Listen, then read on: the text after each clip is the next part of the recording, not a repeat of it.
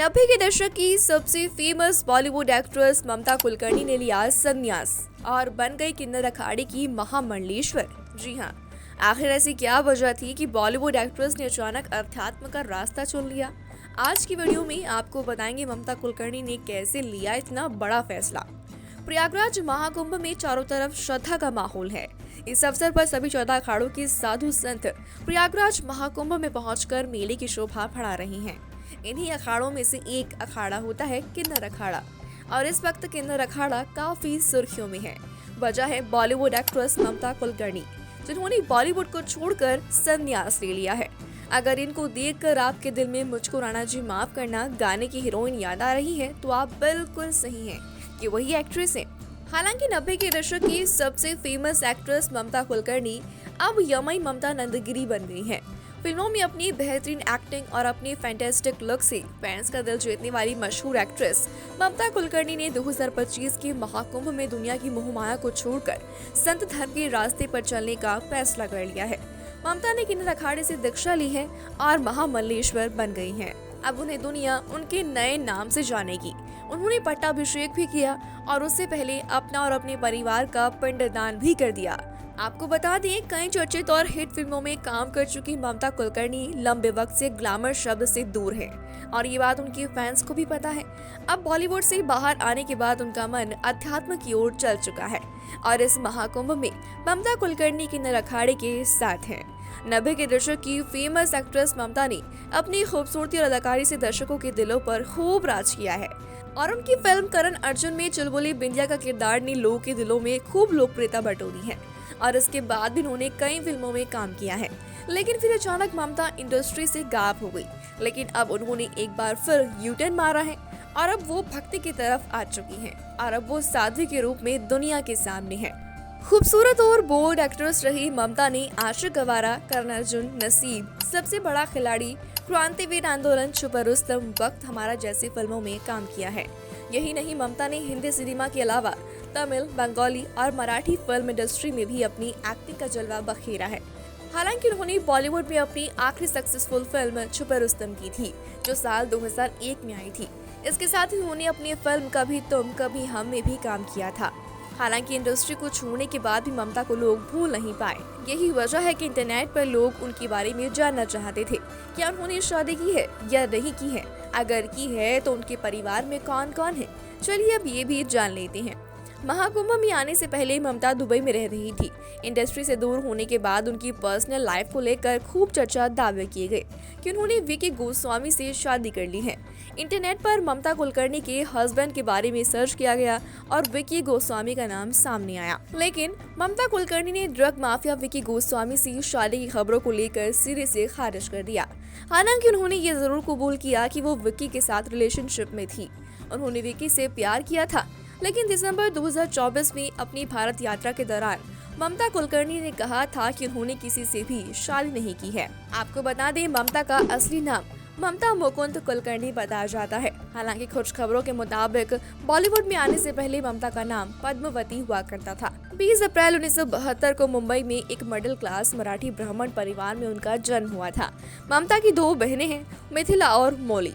उनकी मां आध्यात्मिक महिला रही हैं, जो काफी पूजा पाठी हुआ करती थी। ममता कुलकर्णी ने उन्हीं से ही संस्कार लिए और धर्म से काफी जुड़ गई। उन्होंने मुंबई के सेंट जोसेफ कॉन्वेंट स्कूल से पढ़ाई की है और एक इंटरव्यू के दौरान उन्होंने जिक्र किया था कि वो एक्ट्रेस बनना ही नहीं चाहती थी। हालांकि वो कुछ अलग जरूर करना चाहती थी। फिलहाल वो प्रयागराज में हैं और किन्नर अखाड़े की महामल्लेश्वर के पद पर विराजमान होने के बाद से लगातार सुर्खियों में है। आपको बता दें, किन्नर अखाड़े की ओर से महामल्लेश्वर की पदवी देने की घोषणा के बाद ममता कुलकर्णी ने गंगा, यमुना और सरस्वती की त्रिवेणी संगम में स्नान कर अपनी सन्यासी जीवन की शुरुआत की। इसके बाद उन्होंने भगवा वस्त्र धारण किए और वैदिक मंत्रोच्चारण के बीच उनको दूध से स्नान कराया गया। इस दौरान उनकी आंखों में आंसू भी थे, मानो अपने पुराने जीवन को हमेशा के लिए विदा कर रही हूँ। किन्नर अखाड़े के आचार्य महामंडलेश्वर लक्ष्मी नारायण त्रिपाठी ने ममता को ये पद दिया है। कहा जाता है कि किन्नर अखाड़ा उन लोगों को ही स्वीकार करता है जो भौतिक जीवन और अध्यात्म के बीच में संतुलन बनाकर चलते हैं। किन्नर अखाड़ा 2015 में स्थापित हुआ था और ये मुख्य धारा के 13 प्रमुख अखाड़ों से अलग पहचान रखता है। ये अखाड़ा अपनी खासियत के लिए जाना जाता है। क्योंकि यहाँ भौतिक जीवन और आध्यात्मिक जीवन को एक साथ जीने की अनुमति है। इसका मुख्य आश्रम उज्जैन में है। इस अखाड़े का मुख्य उद्देश्य पर्यावरण संरक्षण, गौ रक्षा, कन्या भ्रूण हत्या का विरोध और बाल विवाह रोकने जैसे सामाजिक कार्यों को बढ़ावा देना है। किन्नर अखाड़ा अपने नियमों और परंपराओं में लचीलापन रखता है, जिससे अखाड़ा उन लोगों के लिए आकर्षण का केंद्र बनता है जो पारंपरिक अखाड़ों की कठोर साधना और तपस्या का पालन नहीं कर सकते हैं।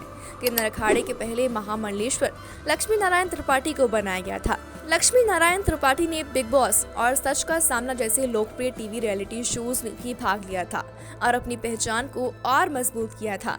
लक्ष्मी नारायण त्रिपाठी ने ही ममता कुलकर्णी को महामंडलेश्वर बनाया है।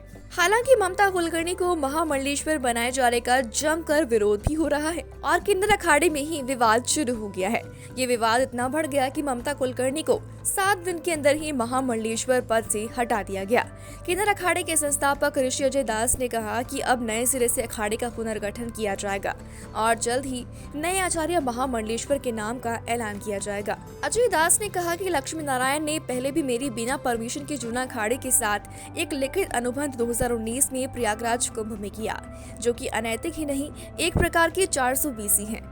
उन्होंने आगे कहा कि सनातन धर्म और देश हित को छोड़कर ममता कुलकर्णी जैसे देशद्रोह के मामले में लिप्त महिला जो कि फिल्मी दुनिया से जुड़ी है, उसे बिना किसी धार्मिक अखाड़े की परंपरा को मानते हुए वैराग्य की दिशा के बजाय सीधा महामंडलेश्वर की उपाधि देकर पट्टाभिषेक कर दिया गया, जिस वजह से मुझे बेमन से उन्हें इस पद से मुक्त करना पड़ रहा है। आपको बता दें, ममता कुलकर्णी का जीवन हमेशा विवादों में रहा है। फिल्मों से लेकर ड्रग मामले तक उनका नाम कई बार सुर्खियों में आया है। वर्ष 2016 में उनके खिलाफ ड्रग तस्करी मामले में अरेस्ट वारंट भी जारी हुआ था। इससे पहले 1993 में उनका एक टॉपलेस फोटोशूट देश भर में विवाद की वजह बन गया था। इतने विवादों के बाद अचानक उनका आध्यात्मिक की ओर मुड़ना कई सवाल खड़े करता है। लेकिन किन्नर अखाड़े के नियमों के अनुसार व्यक्ति को पूरी तरह से वैराग्य का जीवन अपनाने की आवश्यकता नहीं होती है। यही कारण है कि ममता कुलकर्णी ने इस अखाड़े को चुना है। हालांकि फिर भी ममता को महामंडलेश्वर बनाए जाने पर लगातार कई संत नाराजगी जता रही हैं और कई तरह के सवाल भी कर रहे हैं। उनके मुताबिक ऐसे प्रतिष्ठित पद के लिए सालों के आध्यात्मिक अनुशासन और समर्पण की जरूरत होती है। फिर कैसे ममता को एक ही दिन में महामंडलेश्वर चुन लिया गया? बाबा रामदेव ने भी इस फैसले पर सवाल उठाए। उन्होंने कहा, कुछ लोग जो कल तक संसारिक सुखों में लिप्त थे, अचानक एक ही दिन में संत बन गए या महामंडलेश्वर जैसी उपाधि प्राप्त कर ली है। इसके अलावा बागेश्वर धाम बाबा धीरेन्द्र शास्त्री ने भी कहा कि किसी भी तरह के बाहरी प्रभाव में आकर किसी को भी संत या महामंडलेश्वर कैसे बना जा सकता है।